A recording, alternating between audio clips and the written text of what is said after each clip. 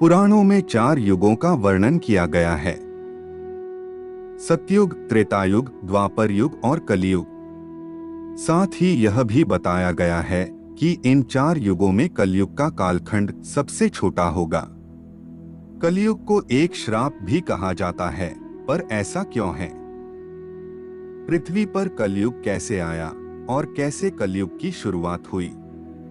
अगर आपको यह सब नहीं पता तो यह वीडियो आप अंत तक देखें और चैनल को सब्सक्राइब करें। विलंब न करते हुए आरंभ करते हैं।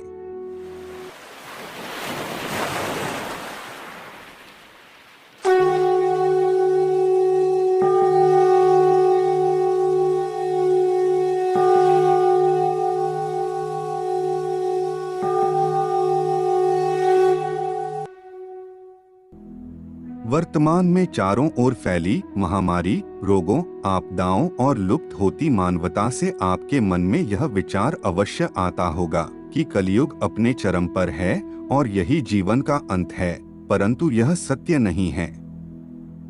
वास्तव में कलयुग को अभी अधिक समय नहीं हुआ है, बल्कि यह तो कलयुग का आरंभ है और इसका अंत होने में अभी बहुत समय शेष है। महान गणितज्ञ आर्यभट्ट ने अपनी पुस्तक आर्यभट्टियम में इस बात का उल्लेख किया है। उनकी गणना के अनुसार कलियुग का आरंभ 3102 ईसा पूर्व में हुआ था।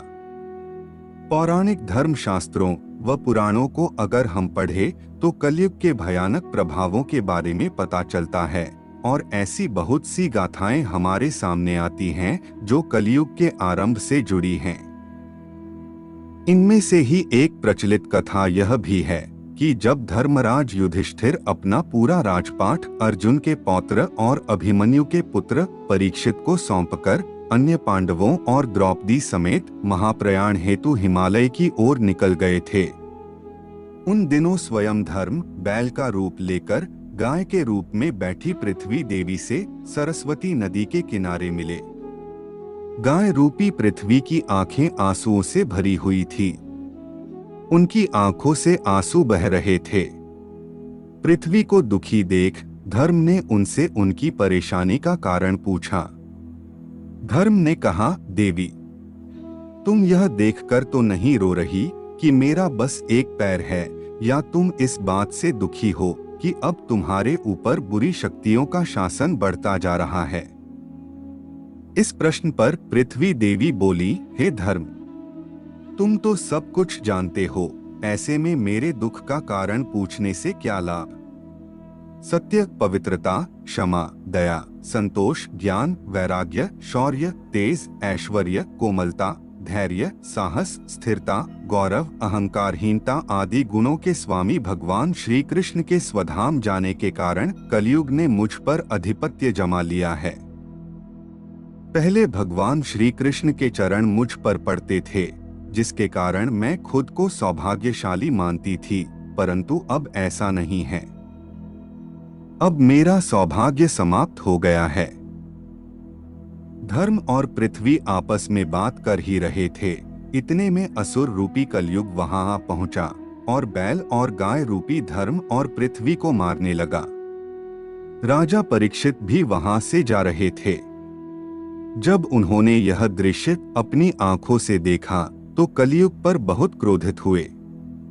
अपने धनुष पर बाण रखते हुए राजा परीक्षित ने कलयुग से कहा, दुष्ट पापी, तू कौन है? इन निर्दोष गाय तथा बैल को क्यों सता रहा है?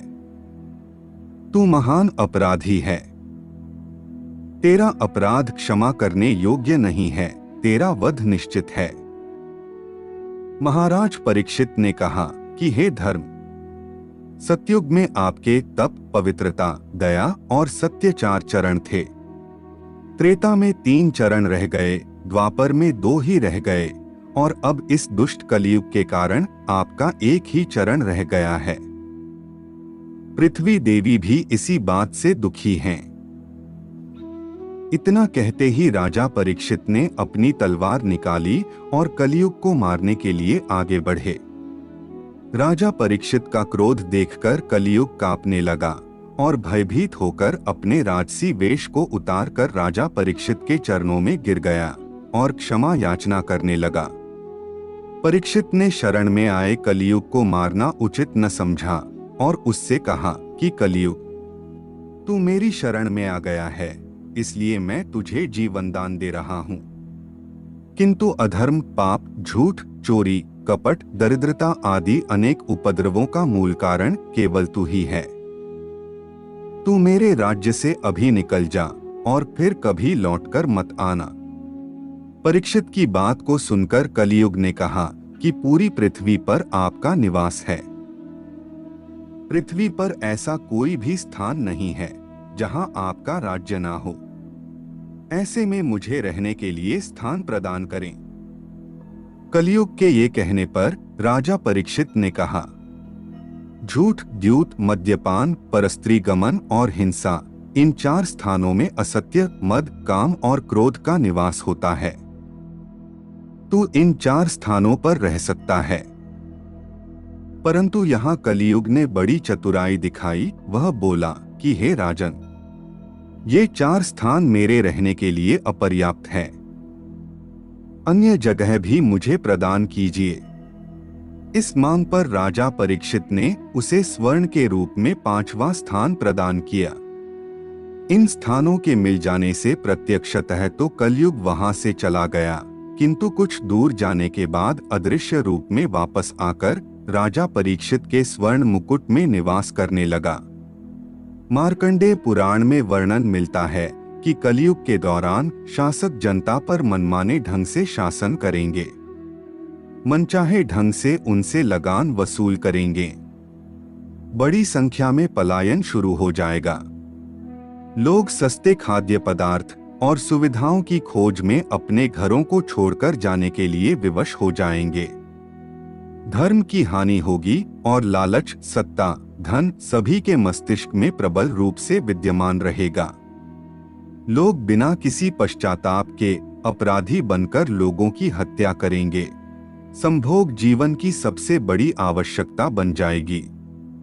लोग बहुत सरलता से बिना किसी भय के वचन लेंगे, परंतु उनका पालन नहीं करेंगे। वचनों का कोई अर्थ नहीं रह जाएगा। लोग मदिरा और अन्य नशीले पदार्थों का सेवन करेंगे। गुरुओं का सम्मान करने की परंपरा समाप्त हो जाएगी। ब्राह्मण ज्ञानी नहीं रहेंगे। क्षत्रियों का साहस लुप्त हो जाएगा और वैश्य अपने व्यवसाय में ईमानदार नहीं रहेंगे। पाप अपने चरम पर होगा। कुछ दर्शकों के मन में यह विचार अवश्य आया होगा कि यह सभी परिस्थितियां तो वर्तमान समय में घटित हो रही हैं। परंतु हम आपको बताना चाहेंगे कि यह केवल कलयुग का आरंभ ही है। धीरे धीरे कलयुग अपना भयानक रूप ले रहा है। आपने युग चक्र के बारे में अवश्य ही सुना होगा। हमारे पौराणिक धर्म ग्रंथों में 4 युगों का वर्णन मिलता है। इनमें से एक एक युग लाखों वर्षों का होता है। पुराणों के अनुसार चारों युगों में से सतयुग 17,28,000 वर्ष, त्रेता युग 12,96,000 वर्ष, द्वापर युग 8,64,000 वर्ष और कलयुग 4,32,000 वर्ष बताया गया है। काल गणना के अनुसार चारों युगों को सही श्रृंखला में रखा जाए तो सबसे पहले सतयुग, फिर त्रेतायुग, इसके बाद द्वापर युग और सबसे अंत में कलयुग ही है। कलयुग का अर्थ है काल की आयु, अंधकार का युग या दुखों की आयु। अधिकतर विद्वानों के अनुसार कलयुग की शुरुआत 3102 ईसा पूर्व में हुई थी। कलयुग का काल 4,32,000 वर्ष है। अभी कलयुग का प्रथम चरण ही चल रहा है।